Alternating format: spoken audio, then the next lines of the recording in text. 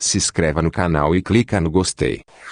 Aldous Huxley Admirável Mundo Novo 13:12 Bernard teve de gritar através da porta fechada à chave. O selvagem não queria abrir. Mas todos estão lá esperando por você. Que esperem, foi a resposta que veio em voz abafada. Mas você sabe muito bem, John, como é difícil ser persuasivo falando em altos brados. Que eu os convidei expressamente para conhecê-lo. Devia ter perguntado primeiro a mim se queria conhecê-los. Mas você sempre veio nas outras vezes, John. É justamente por isso que agora não quero ir mais. Só para me agradar, suplicou Bernard com voz tonitruante. Você não quer vir para me agradar? Não. Está falando sério? Sim. Em desespero, Bernard gemeu. Mas, então, que hei de fazer? Vá para o inferno, berrou lá de dentro a voz exasperada. Mas o Arquichantre de Canterbury está aí hoje. Bernard estava quase chorando. Aí a Ataqua. Somente em Zuni podia o selvagem expressar adequadamente o que pensava a respeito do Arquichantre. Anne, acrescentou, como se refletisse melhor. Em seguida, com que sarcástica ferocidade, sons a Exutsina, e cuspiu no chão, como teria feito Popé. No fim, Bernard foi obrigado a retirar-se de cabeça baixa, humilhado, para o seu apartamento, e comunicar aos impacientes convidados que o selvagem não apareceria aquela noite. A notícia foi recebida com indignação. Os homens ficaram furiosos por terem sido induzidos a tratar cortesmente aquela criatura insignificante,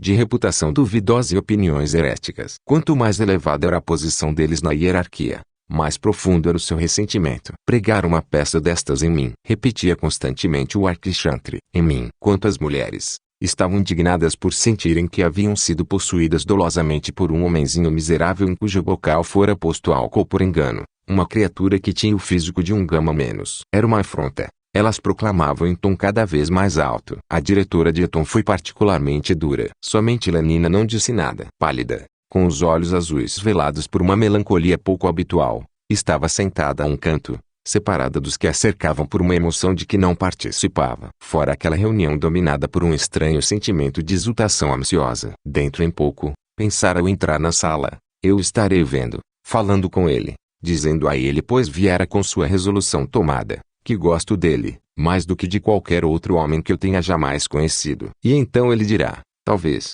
Que diria ele? O sangue subira-lhe às faces. Por que se mostrou tão estranho aquela noite? Depois do cinema sensível. Tão esquisito. No entanto, estou absolutamente certa de que ele gosta mesmo um pouco de mim. Estou certa.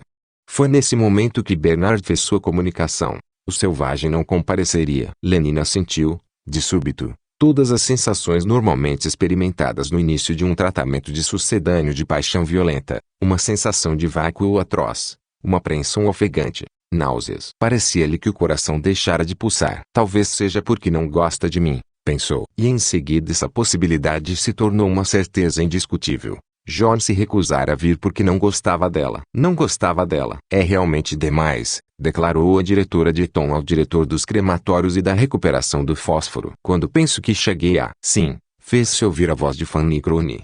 É a pura verdade essa história do álcool. Conheço alguém que conhecia uma pessoa que trabalhava no depósito de embriões naquele tempo. Essa pessoa contou a minha amiga, que por sua vez me contou. É verdadeiramente lamentável, disse Henry Foster, manifestando sua simpatia ao Arquichantre. Talvez lhe interesse saber que o nosso ex-diretor esteve a ponto de transferi-lo para a Islândia. Perfurado por cada uma das palavras que diziam, o inflado balão da autoconfiança de Bernard se esvaziava agora por 1000 orifícios. Pálido, aturdido, abjeto e agitado, e vinha por entre os seus convidados, gaguejando desculpas incoerentes, assegurando-lhes que, na próxima vez, o selvagem por certo estaria presente, suplicando-lhes que se sentassem e aceitassem um sanduíche de carotina, uma fatia de torta de vitamina A, uma taça de pseudo-champanhe. Os convidados comiam, mas não lhe davam atenção, bebiam e mostravam-se francamente rudes com ele, ou falavam a seu respeito uns com os outros, em voz alta e de maneira ofensiva, como se ele não estivesse presente. E agora, meus amigos, disse o Arquichantre de Canterbury, com aquela bela voz sonora com que dirigia os coros durante as cerimônias do dia de Fordraço. Agora, meus amigos, creio que é chegado, talvez, o momento. Levantou-se, pôs o copo sobre a mesa, sacudiu de seu colete de viscose roxa as migalhas de uma abundante refeição e dirigiu-se para a porta. Bernard precipitou-se para detê-lo. Será realmente preciso, Senhor Arquichantre, ainda é muito cedo. Esperava que o senhor... Sim, o que não tinha ele esperado quando Lenina lhe dissera, em confidência, que o Arquichantre aceitaria um convite, se lhe fosse enviado. Na realidade, ele é muito amável, sabe? E ela mostrara a Bernard o pequeno zíper de ouro, em forma de T, que o Arquichantre lhe dera como lembrança do fim de semana que os dois haviam passado no Instituto Coral Diocesano. Estarão presentes o Arquichantre de Canterbury e o Senhor Selvagem. Bernard proclamara seu triunfo em cada um dos convites. Mas o Selvagem havia escolhido justamente essa reunião para fechar-se no quarto, para gritar Anne. E até, por sorte, Bernard não compreendia os sons a Exutsina.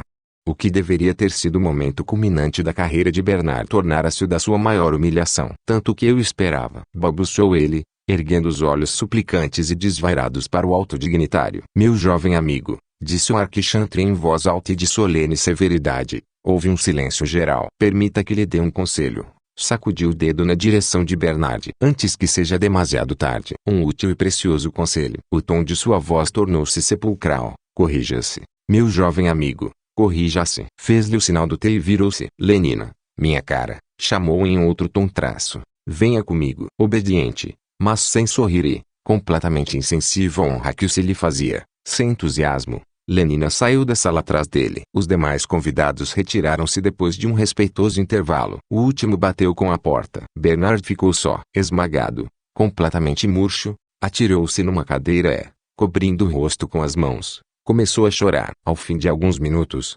entretanto, mudou de parecer e tomou 4 comprimidos de soma. Lá em cima, no seu quarto, o Selvagem lia Romeu e Julieta. Lenina e o Arquichantre desceram no terraço do Instituto Coral. Vamos depressa, meu jovem amigo. Quero dizer, Lenina, chamou com impaciência o Arquichantre, que esperava junto à porta do elevador. Lenina, que se havia retardado um momento para contemplar a lua, baixou os olhos e apressou-se a atravessar o terraço para reunir-se a ele. Uma nova teoria biológica era o título do trabalho que Mustafa Amun acabava de ler. Ficou sentado algum tempo, as sobrancelhas franzidas meditativamente. Depois tomou a pena e escreveu sobre a página de rosto. A maneira pela qual o autor trata matematicamente a concepção de finalidade é nova e extremamente engenhosa, mas herética é, no que diz respeito à ordem social presente, perigosa e potencialmente subversiva. Não publicar. Sublinhou essas palavras. O autor será mantido sob vigilância especial. Sua transferência para o posto de Biologia Marinha de Santa Helena poderá tornar-se necessária. Uma lástima, pensou, enquanto assinava. Era um trabalho magistral, mas se começasse a admitir explicações de ordem finalística, bem, não se sabia qual poderia ser o resultado. Era o tipo de ideia que poderia facilmente descondicionar os espíritos menos estáveis das castas superiores, que poderia fazê-los perder a fé na felicidade como soberano bem e levá-los a crer, em vez disso, que o objetivo estava em alguma parte além e fora da esfera humana presente, que a finalidade da vida não era a manutenção do bem-estar, e sim uma certa intensificação, um certo refinamento da consciência, uma ampliação do saber. O que, refletiu o administrador, bem podia ser verdade, mas inadmissível nas circunstâncias presentes. Retomou a pena e, sob as palavras não publicar, riscou um segundo traço, mais espesso, mais preto do que o primeiro. Depois suspirou. Como seria divertido, pensou, se não se tivesse de pensar na felicidade.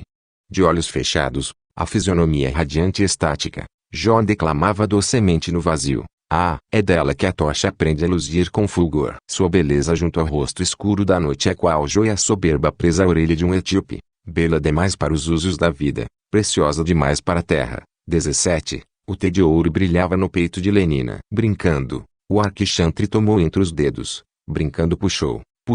Creio, disse Lenina de súbito, quebrando um longo silêncio, que seria melhor eu tomar uns 2 gramas de soma. A essa hora, Bernard dormia profundamente e sorria no paraíso pessoal dos seus sonhos. Sorria, mas, inexoravelmente, a cada 30 segundos o ponteiro dos minutos do relógio elétrico acima de sua cabeça pulava para frente com um estalido quase imperceptível. Clique, clique, clique, clique. E amanheceu. Bernard retornou às misérias do espaço e do tempo. Foi num estado de desânimo total que tomou o táxi para o trabalho no centro de condicionamento. A embriaguez do sucesso havia se dissipado. Voltara sobriamente ao seu velho eu.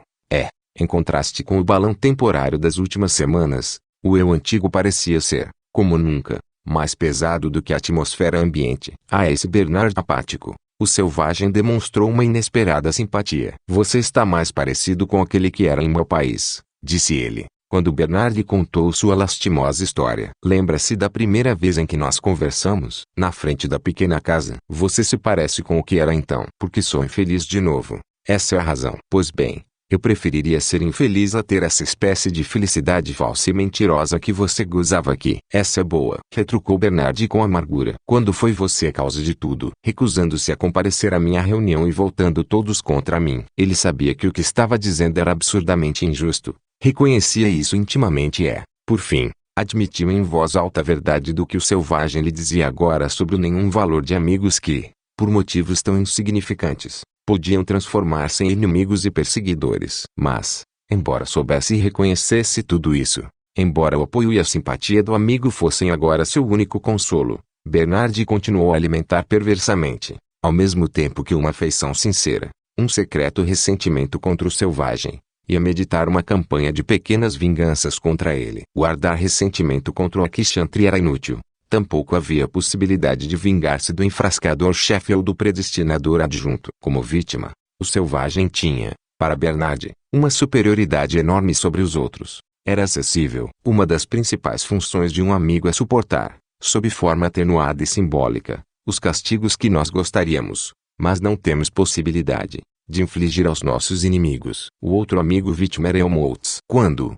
derrotado, Bernard voltou para pedir-lhe novamente a amizade que, em seu período de prosperidade, havia julgado inútil conservar. Helmholtz tornou a dar-lhe, e a restituiu sem uma censura, sem um comentário, como se tivesse esquecido que entre eles houvera um estremecimento. Bernard sentiu-se comovido e, ao mesmo tempo, humilhado por aquela magnanimidade, uma magnanimidade tanto mais extraordinária é, por isso mesmo, tanto mais humilhante porque não era devida ao seu mas sim, exclusivamente, ao caráter de Helmholtz. Era o Helmholtz da vida cotidiana que esquecia e perdoava, não o Helmholtz das fugas proporcionadas por meio grama de soma. Bernard ficou devidamente agradecido. Era um grande conforto reencontrar o amigo, e também devidamente ressentido. Seria um prazer vingar-se de Helmholtz por sua generosidade. No primeiro encontro após a separação, Bernard contou a história de suas desventuras e aceitou o consolo oferecido. Foi somente alguns dias depois que ele veio a saber, com surpresa e uma pontada de vergonha,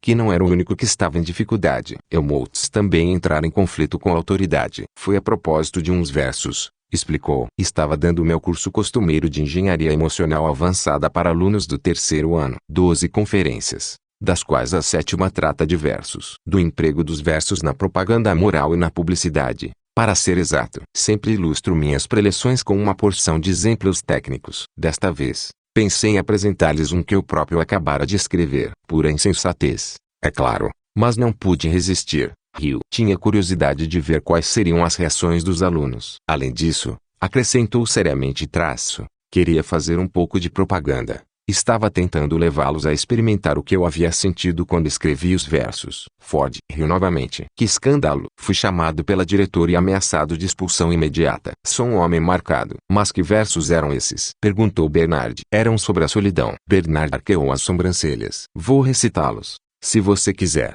E Helmholtz começou. O sombra de um dia de conselho vaga em torno. Em eco veloz meia-noite por sobre a cidade ressoa em toda a cena vazia. Lábios fechados. Rostos a dormir, máquinas quietas, paralisadas, lugares mudos, ora desertos que não faz muito o povo habitava. Esses silêncios, ao mesmo tempo tristes, alegres, doces, sonoros, todos falando, mas com que voz? Sim, com que voz? Ah, isso ignoro. A ausência dos braços de Susana, a falta dos beijos de Egéria, seus corpos sem motivo ausentes. Este vazio que me contraria acaba formando uma presença. Loucura vã. E entretanto, por absurda que seja a origem, esta sombra em que só o nada povoa melhor, miragem, bolha, o grande vácuo sutil da noite do que o objeto com que se copula tão tristemente, assim me parece. Bem, eu lhes apresentei isso como exemplo e eles me denunciaram ao diretor. Não me surpreende, disse Bernard. Isso está completamente em desacordo com tudo o que lhes foi ensinado durante o sono. Lembre-se.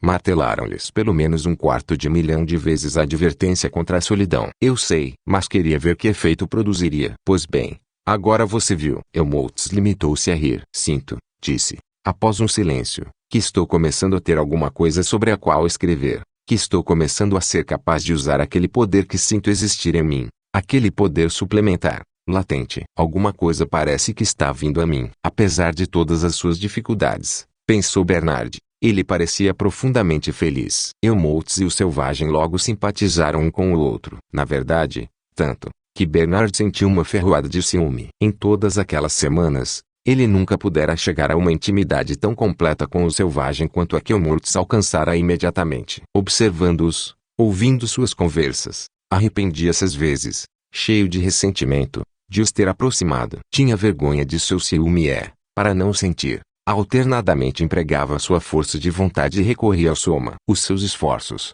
porém, não tiveram muito êxito, e entre as fugas do soma havia forçosamente intervalos. O odioso sentimento voltava sempre. No terceiro encontro com o selvagem, Helmholtz recitou-lhe seus versos sobre a solidão. Que acha deles? Perguntou, ao terminar. Final da parte 13.